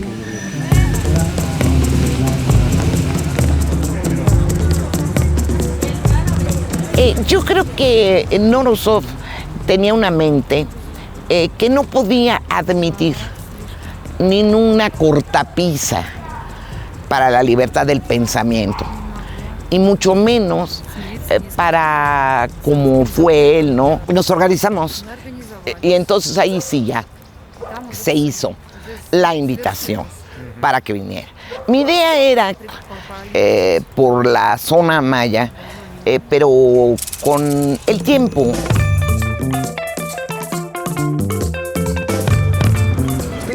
En 1992, Knorosov recibió una invitación oficial del Instituto Nacional de Antropología y finalmente llegó a México. Sorprendente, ¿verdad? Básicamente había estado estudiando este país, o lo que se encontraba en este país, toda su vida, y terminó viniendo aquí por primera vez solo cuando cumplió 70 años. Estaba claro que no se veía muy bien. Dicen que parecía mucho más viejo que 70 en ese momento. Sin embargo, lo llevaron a ver muchos parques nacionales, monumentos y pirámides mayas. Logró ver muchas cosas durante su visita. Entre otros, lo acompañó el venerable y respetable arqueólogo mexicano, Alfredo Barrera Rubio. Bueno, como los sabios y los científicos siempre son muy modestos y pocos los verdaderos sabios, porque hay otros que se creen sabios y no lo son, pero los verdaderos sabios siempre son humildes, y en el caso de él se destacaba precisamente su modestia. La riqueza interior la llevaba dentro en su intelecto y en su pensamiento. ¿Cómo se comunicaban? Bueno, en español, porque teníamos la intérprete, que era Galina Erzova, que ella hablaba español y nos hacía la traducción. Modesta y muy interesado en la cultura maya. Yo tuve la oportunidad de llevarlo de los alcances y los intelectuales y artísticos de los mayas. ¿Fumaba mucho? Sí, desde que llegó fumaba mucho, eso sí. Y andaba siempre, a pesar del calor que hace aquí, con su traje de lana.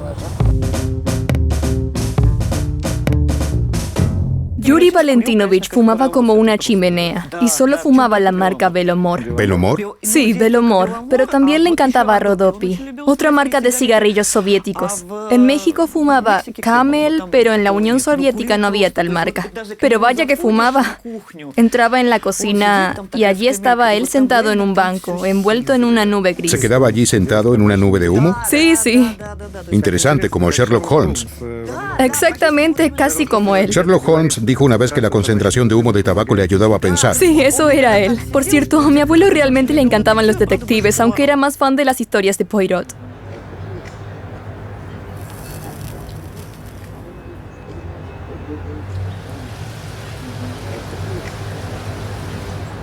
Darle aquí un cigarrito con un whisky. Un whisky pirata.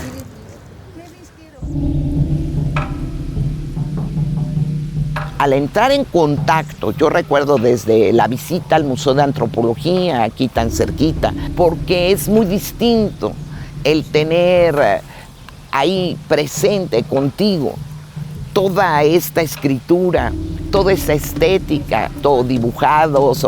Yo creo que esa visita a Palenque fue muy importante.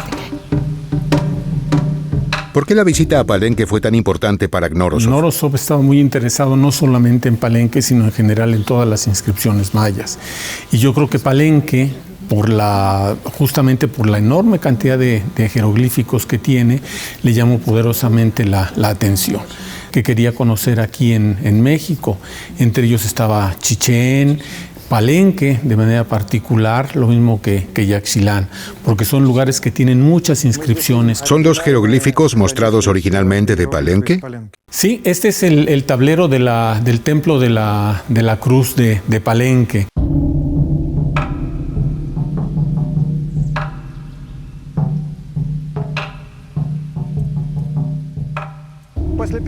Después de su primer viaje a México, Knorosov fue galardonado con la Orden Mexicana del Águila Azteca por la Embajada Mexicana en Moscú. ¡Qué nombre tan hermoso! Es un premio especial otorgado a extranjeros cuya contribución a la historia o cultura nacional merece reconocimiento. Dicen que al recibir el premio, Knorosov dijo: "Mi corazón siempre ha sido mexicano". Otros argumentan que permaneció en silencio como de costumbre y solo murmuró sin palabras. De todos modos, esta frase, "mi corazón siempre ha sido mexicano", está grabada en el monumento a Knorosov, aquí en Mérida. Yo podría decir que mi corazón está enterrado en Moscú. Sería una forma metafórica de decir que la ciudad y las personas me parecen encantadoras. Imagino que Knorosov quería transmitir esa misma emoción. Casi siempre Knorosov muy solo, con aquella compañía de gato, que hoy se entendería muchísimo mejor, pero en donde la presencia del gato era fundamental. Incluso en la actualidad hay un montón de gatos en San Petersburgo. Incluso hay varios monumentos a los gatos aquí. Los gatos ocupaban un lugar importante en la vida de Knorosov también. Creo que los amaba tanto porque se sentía más cerca de ellos que de la mayoría de la gente. Esto suele ser algo común entre los introvertidos y no solo entre ellos. ¿Recuerdas esa famosa foto con un gato en sus brazos? El nombre del gato era Aspid, o Asia, para abreviar. Dicen que Knorosov la quería tanto que literalmente intentó que se la citara como coautora de sus trabajos académicos. Al enviar sus trabajos al editor, ponía el nombre de ella en la parte superior, y se enfadaba mucho cuando la editorial eliminaba el nombre de Aspid. Asia pronto se escapó y desapareció. Pero Knorosov tuvo 2 gatos más, y el último vivió 8 años más que él. En aquel entonces, obsesionarse por los gatitos no estaba de moda, pero él amaba a su gato y no se avergonzaba de ello. Envió esta foto para que fuera publicada en todas partes, pero siempre editaban al gato.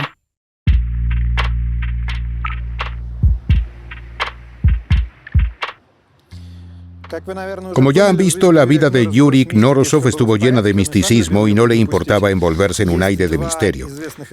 Hay 2 imágenes famosas de él, ambas bastante místicas.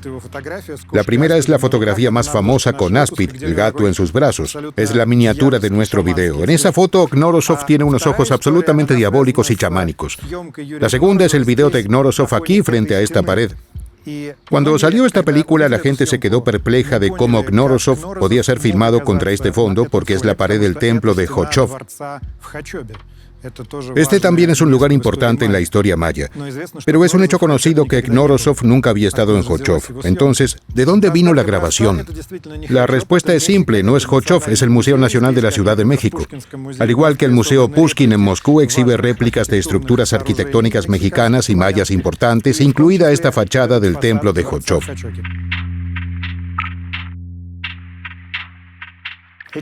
Esta grabación única de Yuri Knorosov durante su visita a México está disponible para nosotros gracias a Tiahoga Ruge. Ella era una joven antropóloga en la década de 1990. Escuchó sobre Knorosov de niña por parte de sus padres y él era una leyenda para su mente. En 1995 leyó en un periódico que Knorosov estaba en la Ciudad de México. Asistió a uno de los principales eventos en los que participaba él y lo conoció, y a Galina Yershova. La impresionó tanto que Ruge decidió que simplemente tenía que hacer un documental sobre él. Contrató a camarógrafos, pagó por el equipo de su propio bolsillo y comenzó a filmar. Hasta donde entiendo, Knorosov, que no era joven ni estaba acostumbrado a la atención, disfrutaba de que esta chica lo mirara con tanto entusiasmo, que fuera el tema de un documental. Hubo mucho material y salió brillante. Un создание цивилизации, которая оказалась равной Древней Восточной. Я думаю, не только меня, собственно, и всех, так сказать, с самого начала поражало. Hablaba muy despacio, caminaba muy despacio, estaba encorvado. Era una persona que a mí me dio mucha ternura porque se veía muy frágil. Era como su último intento en la vida por hablar de su descubrimiento. Entonces fue maravilloso que la vida nos juntó justo y precisamente en ese momento y para algo para lo que yo me había preparado décadas. ¿Cuánto tiempo duró la filmación? En la primera ocasión, que fue en julio de 1995, filmamos aquí en el Museo de Antropología y en Cacaxtla. Entonces esa filmación fueron 4 días y luego conseguí recursos adicionales y ahí filmamos en Xcaret, filmamos en Tulum, filmamos en Cobá y también logré conseguir recursos y una visa para que el doctor Knorosov pudiera viajar a Estados Unidos junto con Galina Yershova y con el doctor Thomas Lee, porque tenía una ilusión enorme.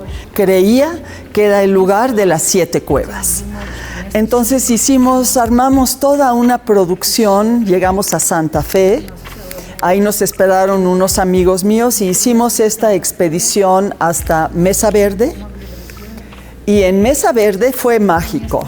Llegamos y había un enorme arco iris, entramos a Mesa Verde y el doctor Knorosov dijo, aquí es el lugar de las 7 cuevas. Y era el hombre más feliz, nunca lo había visto más feliz que haber llegado a este lugar que él tanto quería conocer antes de morir. Por supuesto, era un hombre mayor en ese entonces. ¿Podrías decir que era atractivo? Sí, era un hombre muy bonito. Tenía unos ojos increíbles. Tenía unos grandes ojos azules, muy expresivos, muy inteligentes, muy pícaros. Era travieso. Knorosov era muy travieso.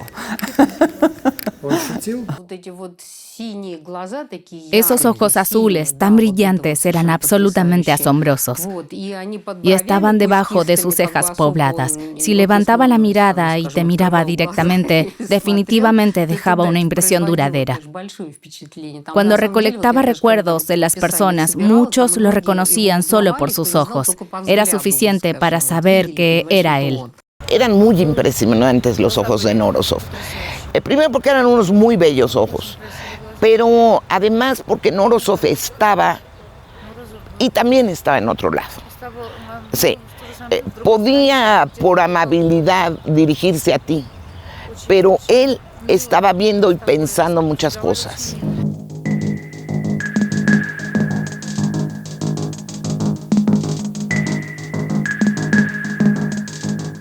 Tenía un sentido del humor muy peculiar. Seamos sinceros, los recuerdos de otros que lo conocieron en sus días de juventud muestran claramente que tenía una visión muy sarcástica del mundo. Y cuando contaba sus historias, a veces era difícil saber si eran ciertas o no. Algunas historias que él me contó personalmente fueron confirmadas como reales, mientras que otras no lo fueron. Tenía un sentido del humor conmovedor hasta donde yo sé. Sí, felicito al recién elegido director de la Kunstkamera diciendo, lástima que arruinaron a un buen asistente de laboratorio. ¿En serio? Sí, sí. Realmente dijo eso. Pero además de su sentido del humor, no era ambicioso. Nunca denunció a nadie. Solo era una persona mordaz. Me molestaba y decía, no, eso del medio ambiente no existe. La parte simpática de algo, ¿no? Incluso ahora cuando hablas de él después de tantos años estás a punto de llorar. Él significaba mucho para ti. Sí, Knorosov para mí es una persona, aunque ya no esté aquí físicamente. Yo le agradezco infinitamente a la vida haberlo conocido, haber tenido este encuentro, haberlo conocido, haber aprendido de él, haber hecho este viaje increíble. Fue pura magia que esto hubiera sucedido. Es como si hubiera habido un programa desde que yo era niña que me preparé para este encuentro, y cuando sucedió como que ya todo estaba preparado. Yo sabía qué preguntarle, cómo hacerlo. Entonces fue magia.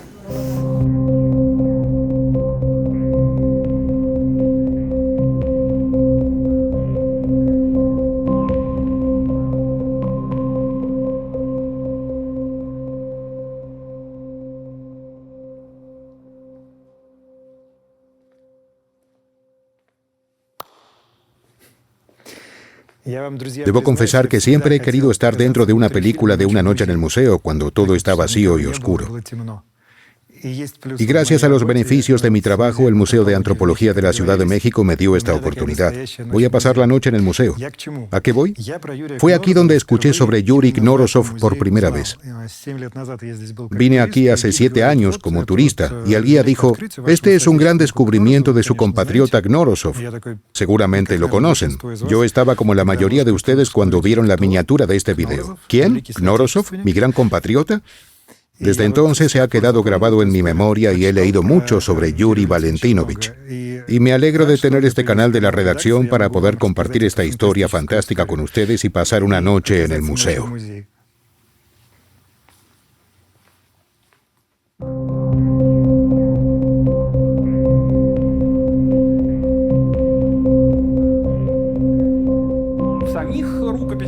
En los manuscritos, esa fue una de las primeras cosas que Knorosov leyó. Había algo sobre el ritual, por ejemplo, la decapitación. Había muchas otras formas de sacrificio, por ejemplo, el sangrado, que era autoinfligido.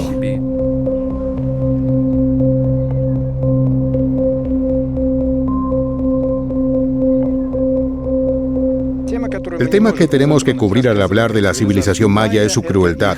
Los mayas sacrificaban rutinariamente a las personas. Mel Gibson tiene una gran película, Apocalipto, que lo muestra de una manera muy naturalista y vívida. Además, hay un famoso poema escrito por Joseph Brodsky. Describió su viaje a México y su ascenso a las pirámides. También mencionó bajorrelieves donde los cuerpos de serpientes se entrelazan con el alfabeto indescifrable de un idioma que no conocía la palabra O. Aquí Brodsky seguramente estaba equivocado, porque el idioma maya moderno, que desciende del antiguo, en realidad tiene la palabra O. Suena como UA. Luego Brodsky escribió, ¿qué podrían decir los jeroglíficos si pudieran hablar? Nada. En el mejor de los casos sería sobre victoria sobre una tribu vecina, que la sangre humana vertida en el cuenco y ofrecida al dios del sol fortalece los músculos, y que un sacrificio nocturno de 8 hombres jóvenes y fuertes garantiza el amanecer mejor que un despertador. Luego Brodsky llegó a una conclusión con la que muchos estarían de acuerdo. La sífilis y las mordazas de Licornes de Cortés son mejores que este sacrificio. Esto es discutible. Desde nuestra posición ética moderna, desde las alturas de la civilización moderna, tenemos derecho a juzgar las culturas antiguas y las religiones antiguas que practicaban el sacrificio humano.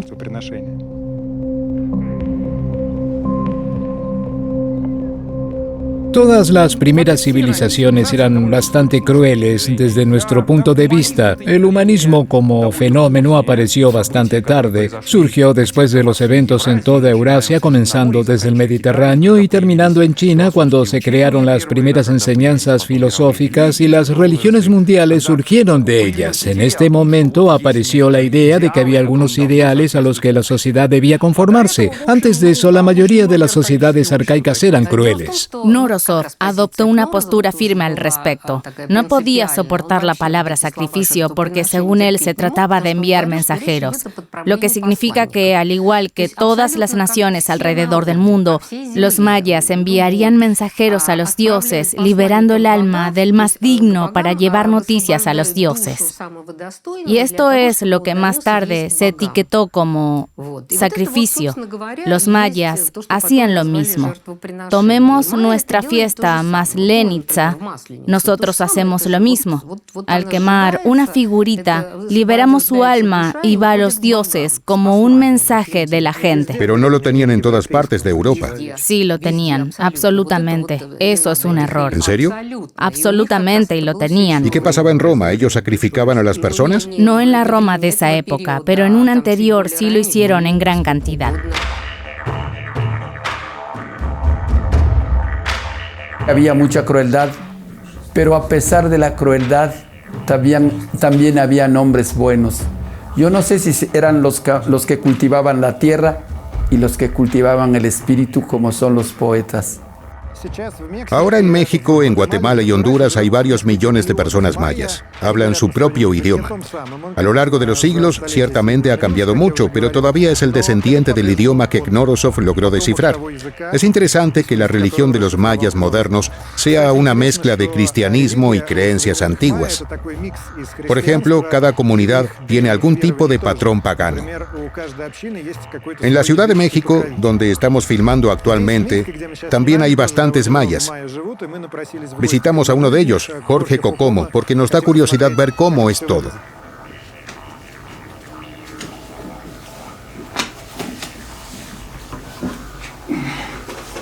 Ahora se ocupan animales para tributarle su sangre a las deidades. Cuando se quiere, por ejemplo, tener una buena cosecha, se le ofrece a la Madre Tierra frutas, oraciones. Pero lo que más importa es el poder de la oración, el poder de la palabra, el poder del silencio.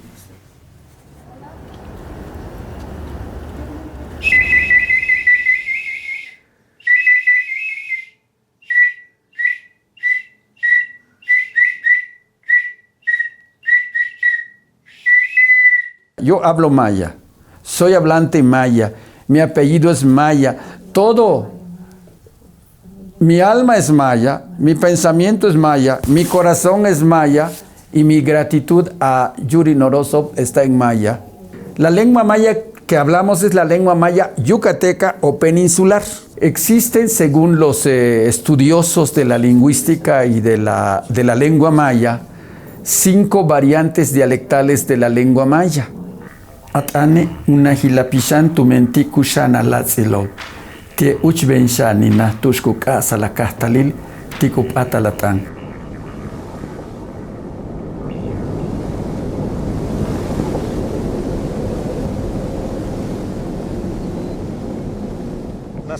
¿Knorosov también es famoso en México ahora?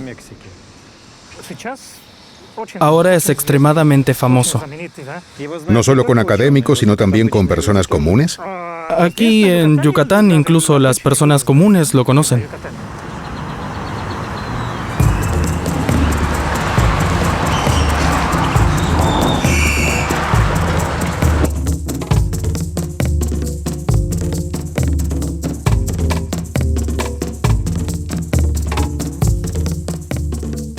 Nos parece que Knorosov se convirtió en el vínculo más importante entre Rusia y México.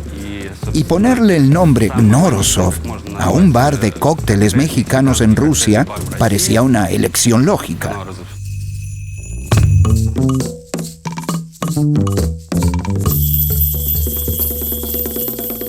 Hay personas que aman Knorosov y vienen aquí a propósito. Algunos turistas que lo conocen. Vienen aquí a veces. ¿Te refieres a turistas mexicanos? No, turistas rusos que viven en América Latina y que están en Moscú. Vienen aquí porque escuchan este nombre. La mayoría de nuestros invitados nunca han oído hablar de Gnorosov. Entonces, ¿Gnorosov es más famoso al otro lado del océano que en Rusia? Allí, en realidad, es un héroe nacional. Gnorosov solo estuvo en México 3 veces. La última vez fue en 1997. Después de regresar de ese viaje, casi nunca salió de su apartamento, que estaba aquí mismo, en esta casa en la calle Butlerov. Fue un momento difícil. Su salud estaba fallando. Desde su infancia tenía los pies planos. Además, hubo un accidente en 1995 aquí en la línea del metro Kirovsko-Viborskaya, por lo que este distrito quedó aislado del centro de la ciudad y de la Kunstkamera, por lo que Gnorosov tampoco iba mucho allá. Por supuesto, para muchos académicos, especialmente los adultos mayores, los años 90 no fueron un gran momento. La embajada mexicana incluso se ofreció a pagar la instalación de una puerta de metal en el apartamento de Gnorosov. Decía que temía que alguien entrara a su apartamento. Hasta donde yo sé, no tenía muchas cosas de valor. Guardaba la Orden del Águila Azteca en un zapato viejo para que no lo encontraran. Aún así, se preocupaba de que alguien rompiera su puerta y se lo llevara todo. Eso pasaba mucho a principios de los años 90. En la embajada juntamos dinero para instalar una puerta de hierro en su apartamento, ya que en esa época estaban de moda en Rusia. En sus últimos años, Yuri Valentinovich también se unió a las expediciones Talas-Kuriles. Allí conoció a algunos lugareños y un par de esos locales también terminaron de alguna manera en San Petersburgo. Aparentemente se mantuvieron en contacto, pero no eran académicos ni nada parecido. Y así los dejó entrar a la casa y se divirtieron juntos. Y después de eso, todas las medallas del abuelo desaparecieron, incluyendo a una medalla de oro grande, un distintivo de laureado e incluso esa famosa orden. Gracias a esta orden, en realidad fueron atrapados. ¿Le devolvieron la Orden del Águila Azteca? Sí, precisamente por esta orden. Fue muy exótica y por eso los arrestaron. El abuelo estaba bastante molesto por esto.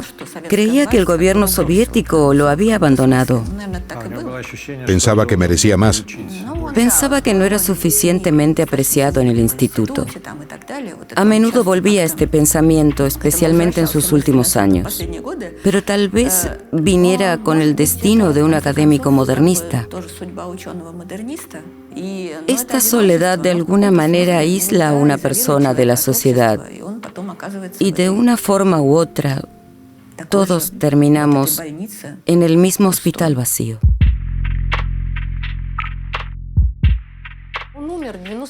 Murió en 1999 con el fin de siglo e incluso del milenio. De hecho, era un genio. ¿Por qué crees que lo era? Por supuesto que era un genio. ¿Cómo que no? Un genio es una persona que hace descubrimientos, que no se adhiere al camino trillado y abre nuevos espacios. Y eso es lo que hizo. Descubrió un nuevo espacio. Sin mencionar a los mayas, me refiero al resto de sus ideas que estamos desarrollando actualmente aquí. Es decir, el desarrollo de la sociedad y demás. Son ideas realmente brillantes. Creo que era un genio, pero era un genio y un loco al mismo tiempo. Bueno, no un loco que pertenezca a un psiquiátrico, sino un loco cuyo comportamiento no era como el de nadie más. Era único en sus formas. Él puede considerarse un genio como alguien que tomó un enfoque diferente al problema, que resolvió este cubo de Rubik y todo encajó. Se puede pensar en él como un intelectual. Se le puede considerar un genio como alguien que logró una proeza espiritual, porque estaba atrapado en Moscú y Leningrado. Sin embargo, él hizo algo inalcanzable para las personas que tenían acceso a mejores fuentes y materiales. Y admitamos, no fue fácil. Y hay una tercera dimensión de su genialidad. Fue un hombre que descubrió un mundo completamente nuevo.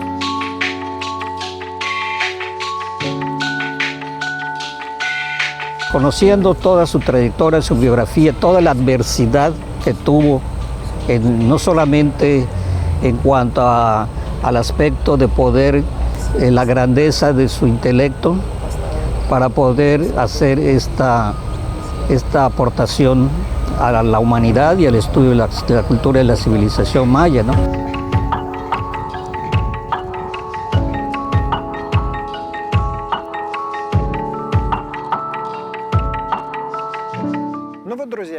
Mis amigos, ustedes sacan todas estas conclusiones por ustedes mismos.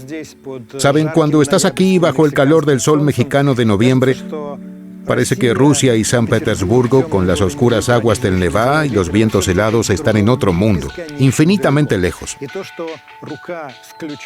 Y el hecho de que la mano que sostiene la llave de uno de los misterios más sorprendentes, no solo de la historia cultural mexicana, sino mundial, se haya extendido desde allí hasta aquí, no es más que un milagro. Sin embargo, en Rusia, el único monumento dedicado a Yuri Knorosov se encuentra en su tumba, en el cementerio Kovalevsky, en San Petersburgo, donde fue enterrado en 1999.